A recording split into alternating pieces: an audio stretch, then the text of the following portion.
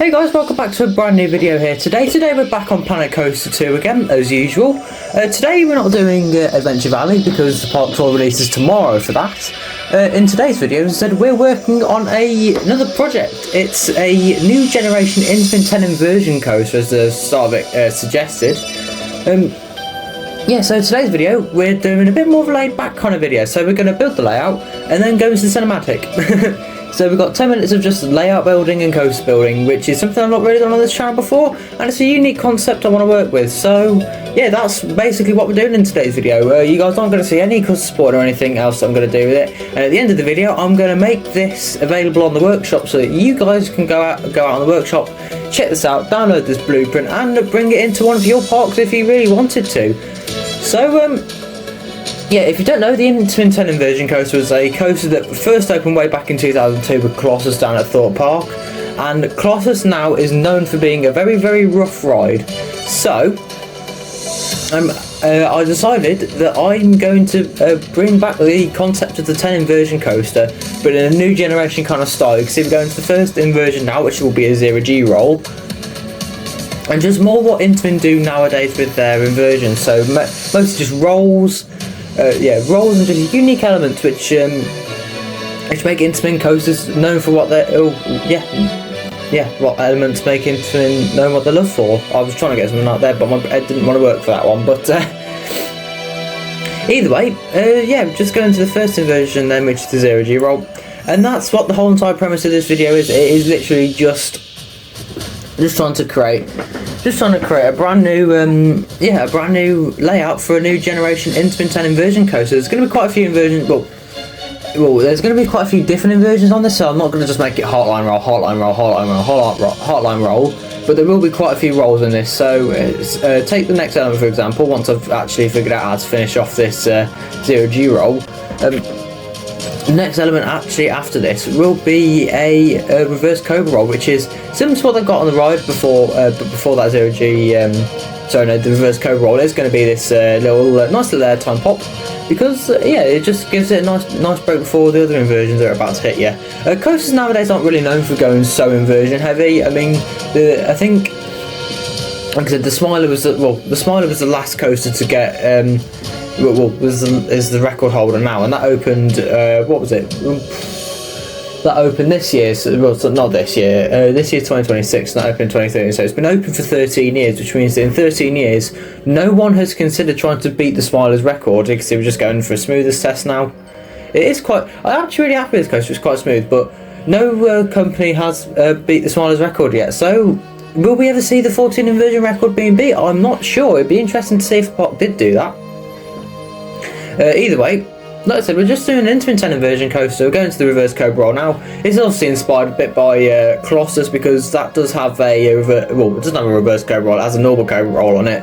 But that cobra roll is known for sometimes sparking debate whether or not it is actually an inversion. I think it's an inversion. It's quite a fun inversion, to be fair. The cobra roll on Colossus. It's quite a rough one though, so is most of the ride, to be fair. Hence why I'm doing this video now. This layout will mostly follow the same premise up until the end of this reverse cobra roll, in which case it won't have the same premise. What's it called now? Like the overall space it takes up. So Colossus is quite a compact layout for what it is.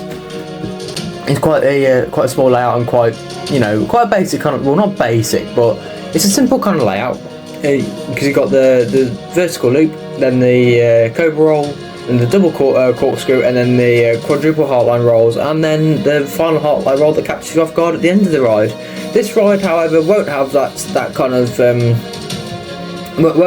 layout. You can see there we go then with the end of the reverse cobra roll. I'm really happy with this reverse cobra roll actually. I think it looks really good. And then next of all, the next couple of elements, I had this idea in my head. It's basically kind of a pair of not double 0G rolls, because there are two kind of 0G rolls, but if you look on Velocicoaster, the first inversion on Velocicoaster is very similar to these two elements, and that's the kind of vibe I was going for with it. Just adding a bit more heartline now onto the cobra roll. but that was the kind of vibe I wanted to go for it with. You'll see what I mean in a second, like with how it is. This is going to be the full coaster build though. You're going to watch me build this from start to finish, not the because of sports or anything like that, because then that would get very boring very quickly, as if this video isn't going to get boring anyways. The actual coaster build only took me about 20 minutes to build. It was then quite well. I managed to get this done quite quickly in a day. Here you go then. This is what I mean by like the Velocicoaster kind of like first inversion like roll on it. It goes into like a half 0G roll, then turns a bit. And what I want to do with this is like duplicate that across twice. So you got this the first one of those kind of inversions, and then we'll go into a second one of them. As I thought that'd be quite a unique element on it. You can see we're just testing for forces and stuff like that.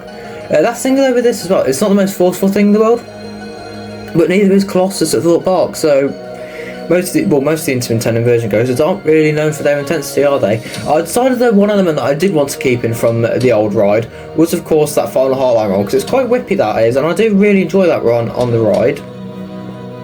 So I thought I may as well just keep that in place, because it's quite a nice element on the ride. Like I do enjoy it. I think it's probably one of the best inversions on the ride, to be fair.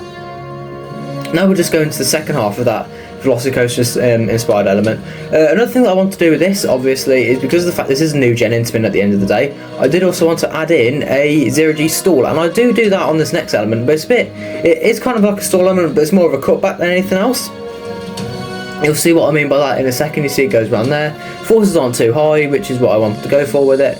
Like I said before, Colossus isn't known for high forces, and neither is this, and neither would I want this thing to be. So, if you guys do, like I said, if you guys do want to download this ride, then it will be on the workshop at the end of the video, and the workshop code will be shown there. We're just going through a bit more of the smoothing of the ride now. I am very, very happy with how everything's looking on this ride. It's quite a realistic coaster, and I do like that, which is what I'm going for now with coasters. It's more realism over anything else now. Realism and smoothness. This is the 0G store we're going into now. It's quite an oddly shaped one. Like I said, it does hit 108 degrees when I was building it, but then when I hit it with the smoothing tool, it wasn't 108 degrees. So I'm not too sure yet, but I might change that back so it's a bit more. So it's a bit more closer to being a 180 degrees. Sorry. Because now it's a bit more of a cutback than anything else. Now we're going to go into the park, not into the park, oh my god. Now we're going to go into the first corkscrew of the ride. There's going to be 2 corkscrews on this ride. Like I said, so far we've got a 0G roll, reverse cobra roll, then we've got those 2 Velocicoasters like first inversion rolls, then we've got a 0G stall, then we've got the first of the 2 corkscrews. Second corkscrew just comes right after this, after a nice low to the ground turn. And the final inversion on a ride will be a dive loop with a very, very deep trench in it. So that is one thing with this ride. It does have a few different trenches in there, but I have added like concrete underneath it, so it gives it a nice space for the footings of it. I am really happy though with this layout, because it feels more thought out than anything else. Like I had a few ideas when it came into this. I wasn't too sure what to do on this final inversion. This what I'm doing now doesn't actually stay. I was trying to go for more like a inversion over the final brake run, but then I decided that doesn't really work. Or so no, I was actually going for that dive loop there. But this is where I had the second of the 2 corkscrews in now, and this is where in the layout I did start to run out of ideas. Although I did have most of my ideas set out as sewn at first. You can see there's that second corkscrew, and then immediately afterwards it goes into the dive loop. We're getting close to the end of this time lapse now, guys. So yeah, I'll speak for a little bit longer, then we'll move into the cinematic POV at the end of the video. I think we're going to go through and smooth it all out now.